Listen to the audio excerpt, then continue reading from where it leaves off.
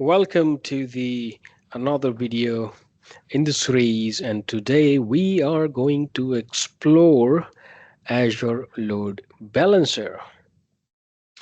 In previous video we had a very good understanding of various options in Azure for load balancing, and in today's video we are going to explore, trying to go deeper, touching all the aspects of it, Azure Load Balancer.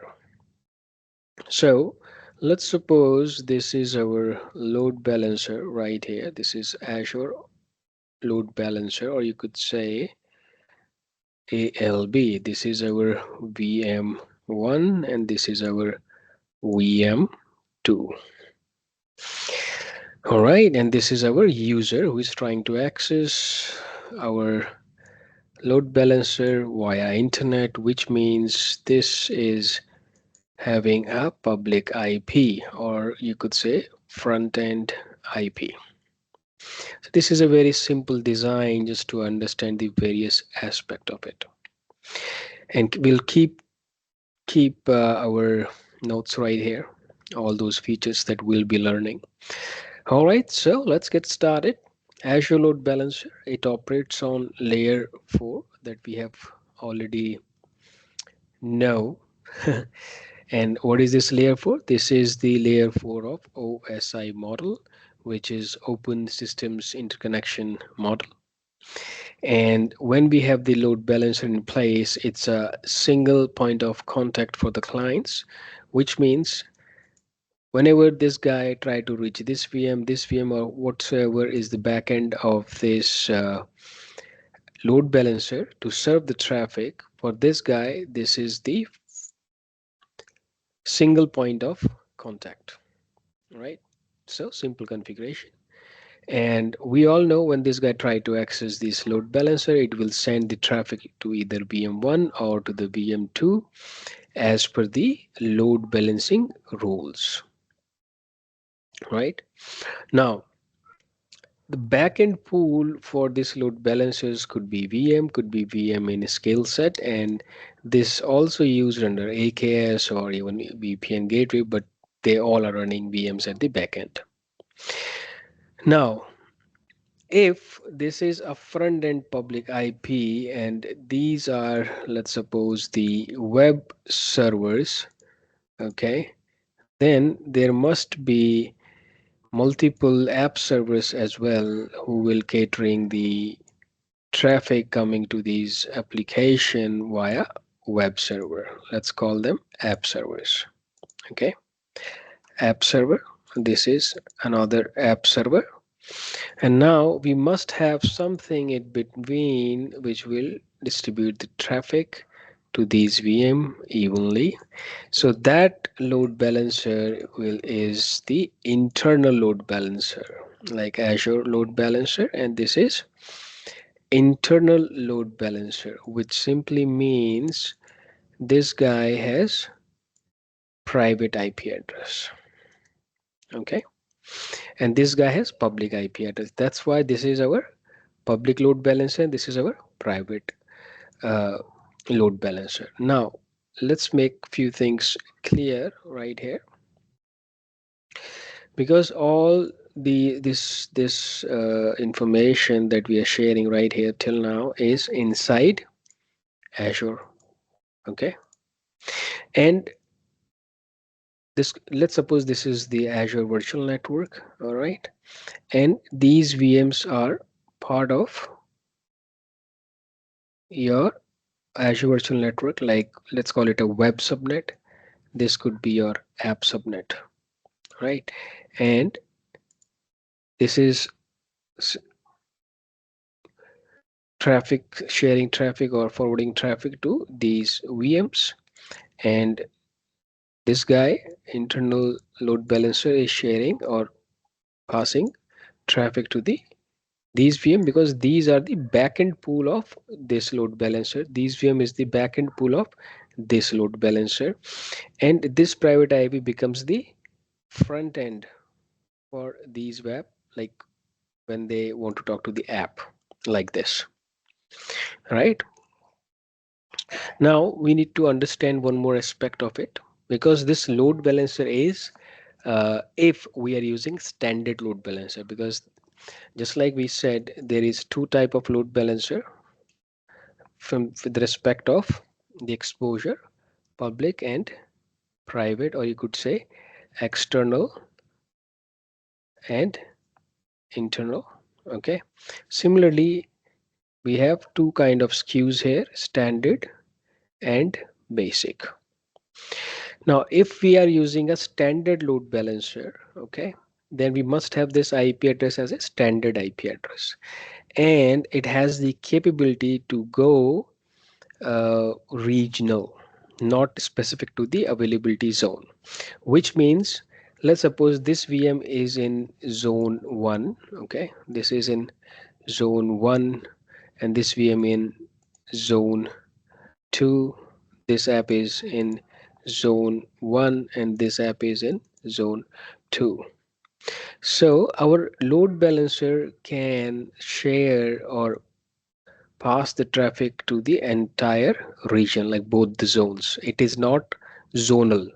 It can be entire, it can cater the entire zone, which entire region. Let's suppose we have two zones in this region, zone 1, zone 2, zone 1, zone 2. And now this load balancer, if this VM is down, for example, this VM is down, it can send the traffic to this VM even if it is in the zone 2. So it is zone redundant. It provide you zone redundancy, and it is zone redundant. Okay, Azure standard load balancer. But if you're choosing basic load balancer, it is not zone redundant.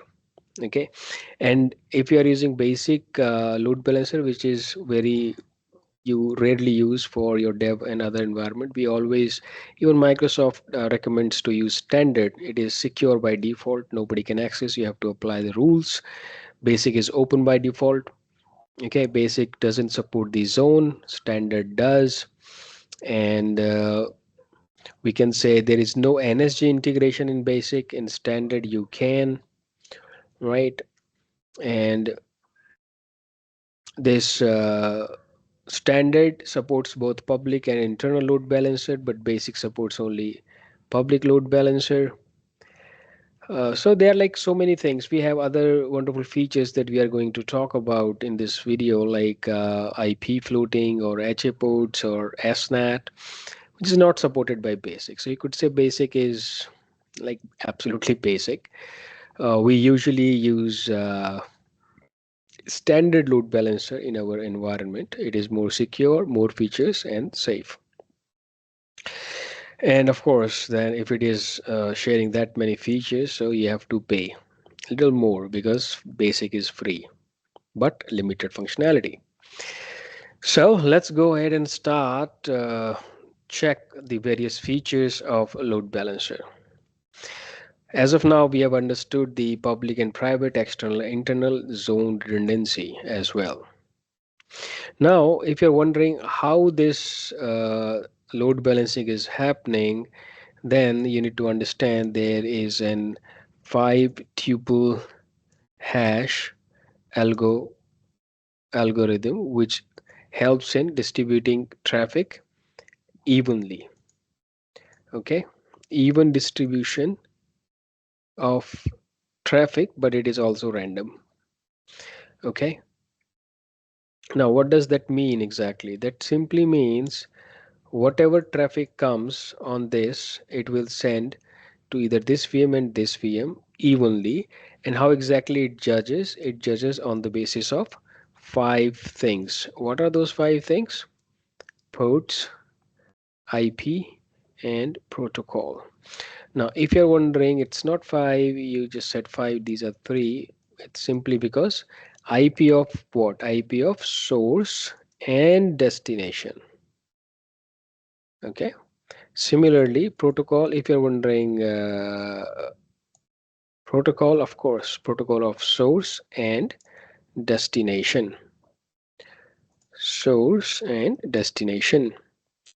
That's why these are 5 tuple hash. These are the 5 tuples. 1, 2, 3, 4, 5. These are the 5 tuples, and on the basis of this, it will evenly distribute the traffic across.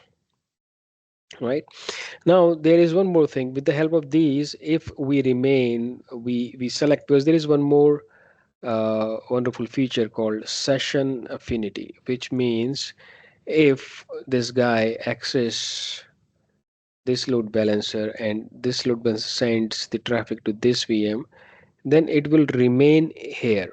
Whenever you try to access, it will always land to this VM. And now check these 5 tuple hash. How this can be possible? When the IP of the source and destination remains the same. Only then load balancer knows the same guy is trying to access. Let's send it to the same VM. So that's how the session affinity achieves in the load balancer. If one of the IP changes, then it is tough to achieve the uh, affinity, right? So ensure that a client connects to the same backend VM, right? Now, this layer 4 is TCP and UDP one, right? Layer 4, uh, or you can say transport layer, it distributes the traffic on the basis of TCP and UDP. So let's explore these two things for the purpose of this video, for the understanding of our load balancer little deeper. So first of all, this is layer 4 working on TCP and UDP. So unlike layer 7 load balancers such as front door or app gateway, this load balancer does not inspect HTTPS request. It simply forwards the packet based on the rules. So when the traffic comes, it doesn't care if it is or what is there. It just simply send the traffic to the backend VM. If it is layer 7, then load balancer or smart load balancer, it can read that what is there in the traffic. It can offload the SSL as well. So layer 4 works on TCP, not on HTTP. So that's why it cannot do that. But it has its own benefits or own features. So TCP is TCP is transmission control protocol and UDP is user datagram protocol. So this TCP does that hand checking and all, and then establish the connection. And UDP is fast, no error checking or acknowledgements like in TCP. So that's why TCP is used in like web browsing or RDP and FTP, where we need that seamless connection, no packet dropping. But UDP could be used where we need the fast connection, like VoIP calls or video streaming, where 1-2 packet drop doesn't make much of a difference, right? So this is layer 4 transport layer, works on TCP and UDP, both the protocols, and forward it to the backend VM. It will not read and act as an on the HTTPS. Now, let's see, apart from this, what if this VM right here wants to access internet? Okay, if this VM wants to talk to the internet, how can it does, right? For example, this is a private subnet. There is no access to the internet right now. But if we are using Azure Load Balancer, we have something called Outbound NAT. Yes, this standard load balancer has this feature called Outbound NAT, or SNAT rather, Source Network Address Translation. It allows your backend VMs to communicate with the internet via load balancer, which means if this guy tries to talk to internet like this, it cannot go. But if we create the outbound, it will go to the load balancer, and as per the rule, it will go to the internet. So for the internet, this IP address is the source and internet is the destination. But actually this VM is trying to access internet. Something happened here which is called SNAT, right? So It maps private IP address of VMs to the shared public IP for the outbound traffic. You could utilize this wonderful feature as well, and it enhances your security. Now there is something very important which is known as floating IP. This is a very good feature, and that's the reason the standard load balancer is an ideal choice for the NVA or VPN or any such scenario where you have active, passive, active kind of load balancing for the cluster like SQL or NVA, things like that. So, what exactly this floating IP and what it does? Let's try to understand that. So, whenever, let's suppose this is the scenario as we see right here. Hope it is not that confusing anymore. Or we could say the very first thing, floating IP. If we have enabled the floating IP, it ensures the traffic reaches the backend VM without modifying the destination IP. So here, this is the source. This is trying to access. Let me change the color so that it will be visible little more. Let's suppose this is green. Let's call it green. This is source. This is trying to access front end IP, right? So this will become the destination IP or destination for the user. But what they want, they are trying to access these VMs, any of the VM. That's what they're trying to access. But for them, this is the destination. Now, when this load balancer forwards the traffic to any of the VM, what it will do? It will modify the destination IP address, which means now the private IP address of this VM will become the destination. All right. But if you are using the floating IP, then this destination load balancer's IP address will remain the destination. It will not modify the IP address. Okay. This is what it is, not modifying the IP address. Now it is clear. So without modifying the destination IP, which means the load balancer's IP will remain the destination IP. Okay. Now how exactly it is doing, what benefit it is giving us, we need to understand that piece. So let's try to understand the flow again. If it is a little confusing, let me try to open this one. Okay, I was doing that before. Now this is user. Okay, the user sends a request to the load balancer front end IP. This is the IP. Okay, the load balancer checks its this is the public IP, let's call it, or whatever IP, even it's private, it will work like this. So this is the destination IP for this user, which is the source. Now load balancer will check their load balancing rules and forwards it to the backend VM. Now Azure load balancer modifies the IP, which means let's make it public IP so that we can easily understand. Let's suppose this is public IP. Okay, destination, this load balancer has a public IP. Let me call it PIP, public IP. Now this will modify the IP. Now 10.0.0.4 will become the destination IP. Now the backend VM process the request and and responds using the load balancer's front end IP. Once the request comes here, okay, now this guy will send the respond to the destination for this load balancer IP. While it's moving, it will go to this destination IP. Okay. All right. Now here we are doing without floating IP. So this behavior this behavior breaks certain failover scenarios because the backend VM doesn't retain the original destination IP, which is private IP of the VM, which is not there anymore. What does it mean? It simply means when request come here, it will modify the IP. Now this is the destination IP. Now if this VM goes down, this VM will take over the traffic. Now this VM will not find this IP address because this has already been gone. This VM is down. So there is a uh, this will break the certain failover scenarios, right? It has no idea where to send the traffic, right? What is happening here?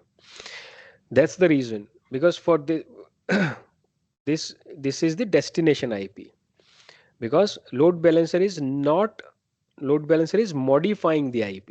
So what we want, we don't want to modify the IP. We want this IP, the public IP, should remain the destination, so that if this VM goes down, this VM still aware, because this IP is still there, so it will take over and send the traffic.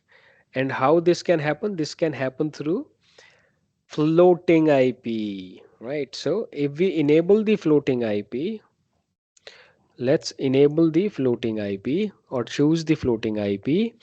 Now user sends, this is the destination IP. This modification will not happen. This will not modify the IP address. The load balancer forward the request to specific backend VM.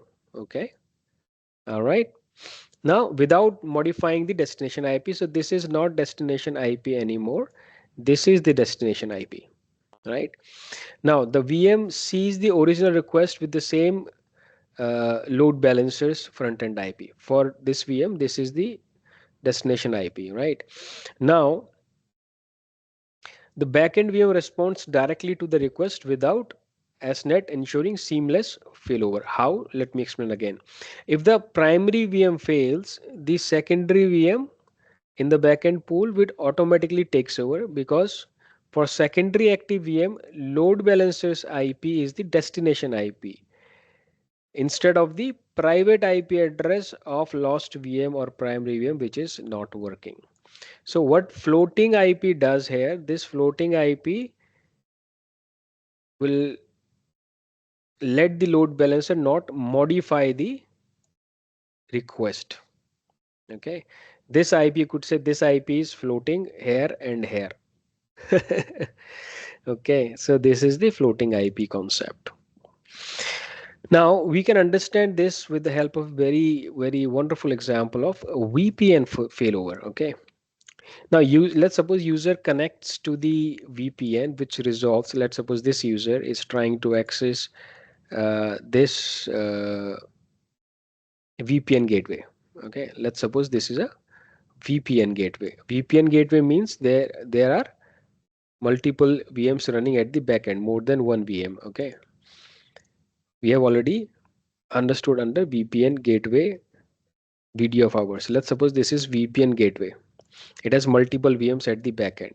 So there must be a load balancer to manage the load, right? Let's try to understand this concept, this example, what I'm trying to explain. So load balancer routes the traffic to the primary VPN gateway. Okay. The primary VPN sees the traffic as directly coming to 10.0.0.4. Okay, because it is modifying the IP. Rather, it should see the public IP address of the gateway. Now, if the primary VPN fails, load balancer forwards the traffic to the secondary VPN right here on the secondary this 0.5. However, the VPN session breaks because traffic is going to the 0.5 and the client doesn't recognize the change. Okay, for this guy, it's supposed to go to 0.4, but 0.4 is not there. Now this VPN is sending the traffic to 0.6 and this will not recognize because it's supposed to go to 0.5 because that's the destination IP, right? Now, if we do the floating IP, user connects to this front end IP of the load balancer, and the load balancer forwards traffic to the .4 VM or VPN gateway, let's call it, but does not change the destination IP. So the primary VPN still sees the traffic destined to the public IP address right here. So it correctly process it as a VPN session. If the primary VPN fails, load balancer forwards traffic to the secondary VPN gateway, which is .5, but the session remains intact because the destination IP did not change. This is floating for those, right? Okay, I hope this was useful. Now let's get back to our scenarios or features. Now, we can handle HA ports while creating load balancing rules as per the requirements as well. So, HA ports is another feature of Azure Load Balancer that we should explore a bit. So, what is HA port? As HA is high availability, so it's a port with high availability, or it allow a load balancer to handle traffic on all ports and all protocols. And the keyword is, or the magical word is, dynamically, right? Because if it is not happening dynamically, then you have to do it manually. So instead of defining specific port-based load balancing rules, HA ports create a single rule that accepts any incoming traffic and distribute it across backend VMs, and all those port things it does by itself. So this feature is only available in standard load balancer again. Okay, and it is ideal for NVAs, firewalls, VPN gateways, and backend services that handle dynamic port traffic. Why is that so? Because there are lots of traffic coming in, right? A third party firewall appliance like Palo Alto, FortiGate, Cisco, they deployed as a VM in Azure. The firewall needs to process all incoming traffic dynamically across multiple TCP and UDP ports. So without HA ports, admin must define multiple load balancing rules for each required port. Right? With HA ports, a single rule allows all traffic to be forwarded dynamically. So that's how this HA ports work. Now let's see how this load balancer knows which of the VM is active, which of the VM can take the coming request with the help of something called health probes. Health probes mean this will send I'm healthy and I can cater the request. Load balancer keep on sending requests to find out whether these are healthy in certain intervals, and that process is health probes. Apart from health probes, we should also enable Azure monitoring. Why? Because we should also know, because load balancer knows it will keep on sending on the VM1 as VM2 is not sending health probe. But we should also know, right? We should also know this VM is down and we need to work upon it. So Azure Monitor will help us understanding that. And this health probe could be on TCP ports, or it can also work on HTTP responses or your custom application response. So the load balancing happens on the layer 4 transport layer TCP UDP. Doesn't mean the health probe cannot happen on HTTPS, right? So health probe can be created as an HTTP response. Now we have understood how Azure Load Balancer works. What is the algorithm? What are the different types of load balancers? Now, what we should know, let's uh, check few troubleshooting maybe, or some scenarios where we, for example, let's say there is a load balancer which is not distributing traffic to the backend VMs. If this is the scenario, what is the scenario? Load balancer not distributing. Okay, that this is the scenario that we are trying to understand just for the sake of uh, understanding the process how it works. What all things we should check? Well, if it is not distributing traffic, first of all we should know if we have anything on the backend pool. If there is something in the backend pool, is it running? Right? Or maybe if it is running, is it sending the health probes? Because load balancer is supposed to know the VM is alive, right? So check the backend pool first. Maybe you accidentally added somewhere else. So if the backend pool is fine, check the VMs, VM is running, then check if the health probes are configured properly. If everything is fine, then check the rules. If rules are enabled for the ports and everything is fine, then you must check the NSGs, because NSG aware. This is NSG aware, right? And if all things is fine, your problem would be resolved. If If it is not resolved, one of them is missing for sure. So that's how you solve the problems. If backend VM is not responding, then if load balancer is fine. Now instead of load balancer not distributing, let's suppose the VM is not responding. VM not responding. The backend VM is not responding. In that situation, first of all, you need to ensure the VMs are properly configured to accept inbound traffic, right? You need to check the rule. If rule is correct, like it's supposed to work as it should be, then you need to validate the backend VM have correct network configuration, NSGs and all you need to check. Then if it's still not working, then test direct VM. Okay, go to VM directly or check or take the RDP and things like that, then you would have the problem sorted. Yes, you can do it, RDP and all, even it is behind the load balancer. You can even configure rules for the RDP like port forwarding and all, right? So that's how you can do the troubleshooting for such scenarios. Now let's quickly wrap up the Azure Load Balancer while talking about what are the objectives, goals that we can achieve while using Azure Load Balancer. As you can see, when we have more than one VM, we need something to evenly distribute the traffic, which means we are making it highly available, right? And this will help us to optimize the resources that we are using at the backend, right? Instead one getting overwhelmed, everybody is responding because evenly distributed, and it will help us in scalability. If we need more, we can add more like in VMSS. And of course it will enhance the performance because we have multiple VMs replying in parallel or catering in parallel. It can also help us in security because it works with the NSG and the firewall, right? And if we would like to have a dedicated VM replying, then the session affinity can help us. So supports like session persistence if we need. In certain situation, like a chat application keeps user connected to the same VM for a consistent experience, preventing message loss. The session persistence can be done easily if that is the goal, that is the objective along with this. So, and of course you're optimizing your cost with this, okay?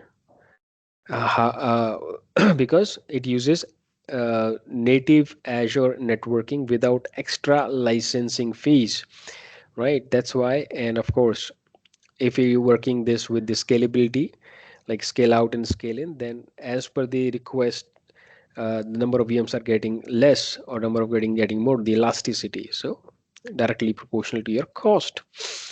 And of course it will help you to deploy your NVAs as in a nice way in your environment, because suppose your requirement is not getting fulfilled from with Azure firewall, or maybe it's a cost issue, you would like to deploy the NVAs, then these load balancer can help you, right? So with all this, I think we are good with the Azure Load Balancer. We understand Azure Load Balancer is an essential component for high availability and performance. It supports public and private deployment with flexible traffic distribution rule. Uh, and I think we are good to go with this. So if you like to just summarize, we learned layer 4, public, private, external, internal, standard, basic, zone redundant is standard. That's how you become the zone redundant. 5 tuple hash, this is 5 tuple hash for the distribution of the traffic. Even for the session persistence, this help. And how exactly it helps? It does the even distribution randomly, and we session affinity we are done. Then we learn a little bit of TCP and UDP, and if this guy needs to talk to the internet, outbound NAT is there. If we would like active passive and active kind of thing, then floating IP is a wonderful thing. HA ports in the case of NVA, because dynamically design the ports and protocols you could use. Health proofs will help us understanding if our backend VM is up and running or not. Right, with these few things, we try to learn how to troubleshoot in case there is some issues. So with this, let's close the video. I hope it is helpful. Well, thank you for watching, and you guys have wonderful